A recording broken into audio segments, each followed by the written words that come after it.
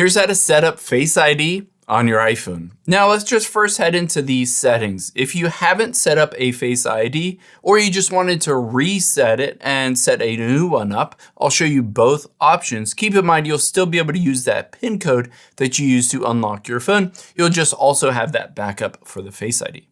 To be able to turn that on, we can scroll down, go to Face ID and passcode. You will need to enter in the passcode that you use to unlock your phone. Now it says Face ID and passcode, and it says use Face ID for. I'll walk you through the various options on how to use it and how to choose what you do and don't need Face ID for. But let's just tap on the Setup Face ID and I'll show you how it works. All you need to do is put your face in the camera, and then it just says move your head slowly in a circle, just like that. And you can see it says Face ID scan is complete. Now I can choose to set it up with a mask, but I'm gonna just say set up later. Now, we've done this and we've enabled the Face ID.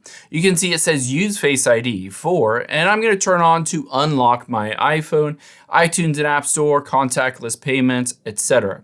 Now I'll show you how it works. Say, for instance, I'm buying something using my card on my iPhone. I can double tap that power button, and you'll be able to see it automatically at the very top. You'll be able to see that little smiley face. That's an indication that it just used your Face ID, scanned it, and then unlocked either your iPhone, paid for things, bought apps, downloaded apps, etc.